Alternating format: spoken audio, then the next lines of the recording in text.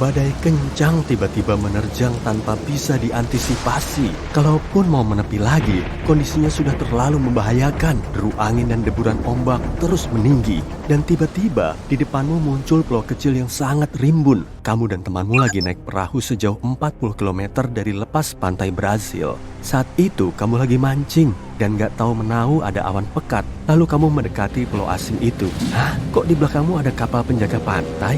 Para krunya berteriak histeris ke arahmu, tapi suara mereka gak bisa terdengar. Lalu temenmu ngejelasin, kata mereka kita gak boleh masuk ke pulau itu, tapi kamu gak mau menggubrisnya. Kapalmu terus melaju ke sana karena memang gak ada jalan lain.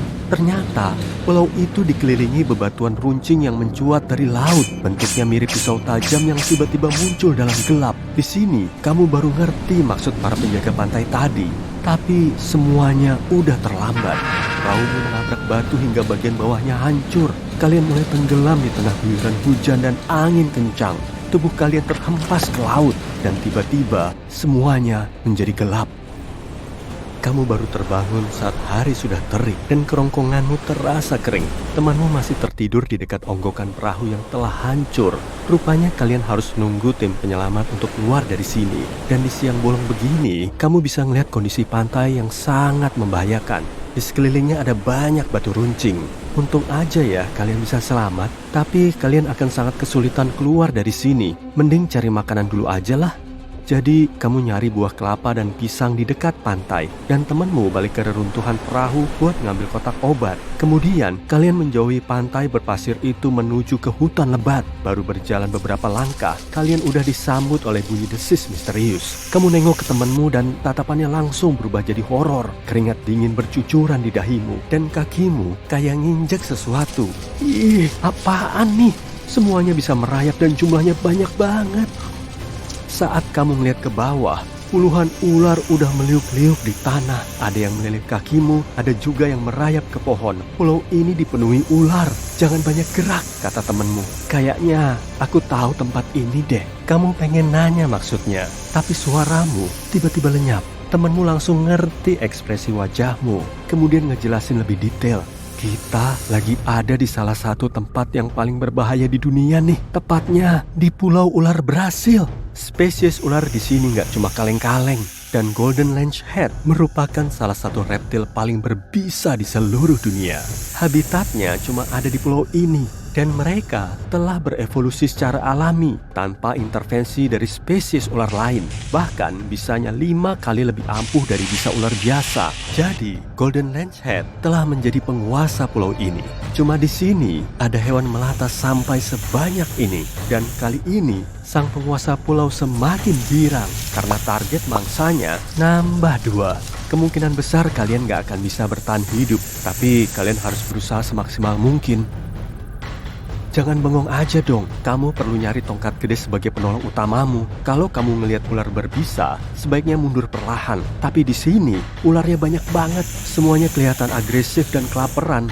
Kalian mulai ngelawan ular itu dengan tongkat. Tapi kawanannya terus berdatangan. Malahan ada yang jatuh dari pohon lalu mendarat di bahumu. Akhirnya lehermu jadi target gigitannya. Bisa ular ini langsung masuk ke aliran darah hingga ngefek ototmu. Tubuhmu jadi sulit digerakin dan lehermu mulai bengkak. Temanmu menggendongmu ke dalam hutan.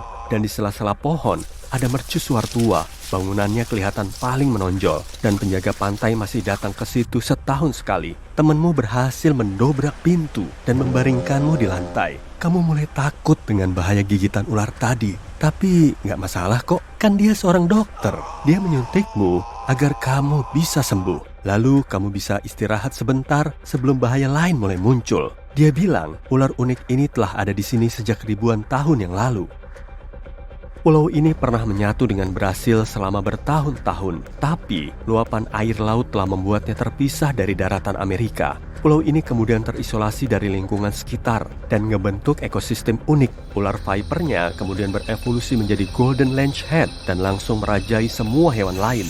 Tapi kok ular ini bisa bertahan hidup tanpa makanan meskipun terisolir ya?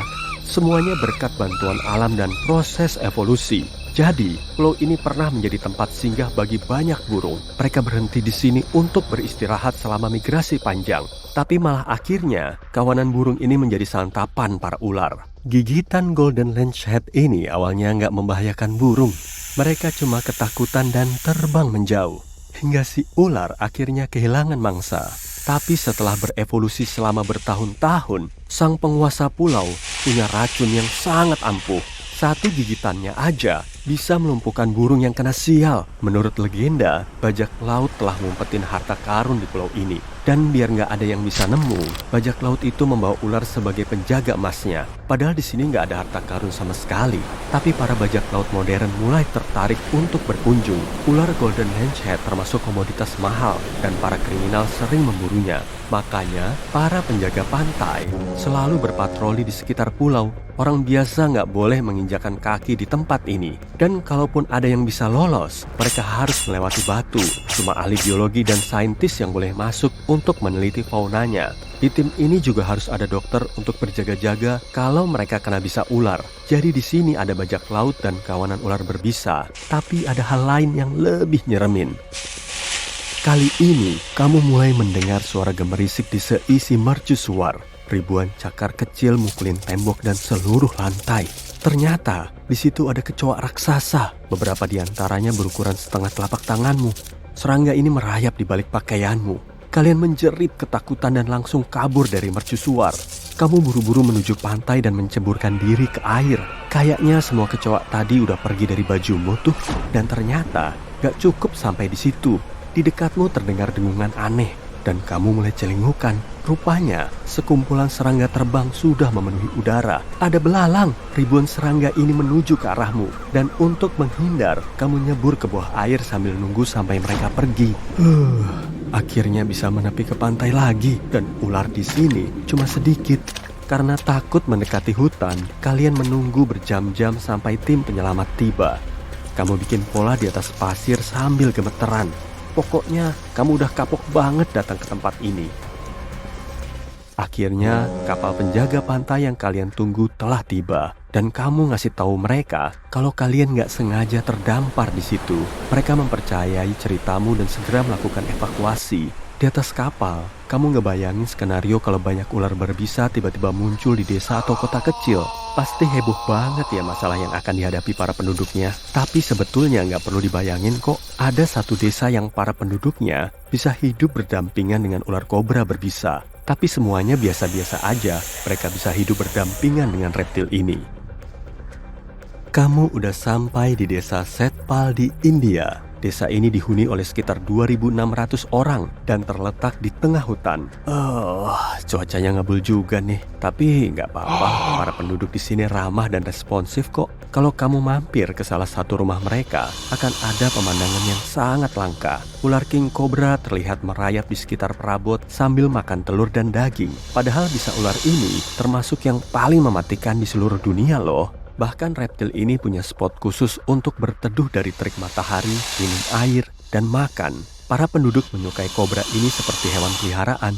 Ular kobra bisa bebas berkeliaran di desa ini. Mereka bisa masuk ke rumah-rumah, merayap di jalanan, dan ikut makan malam bareng manusia. Penduduk lokal juga menganggap mereka sebagai bagian dari masyarakat. Hewan ini sangat dipuja-puja. Mereka juga terbiasa dengan keberadaan manusia. Dan kerennya lagi, gak pernah ada kasus tragis di desa ini yang disebabkan oleh gigitan kobra. Cuma di sini manusia bisa akrab dengan kobra.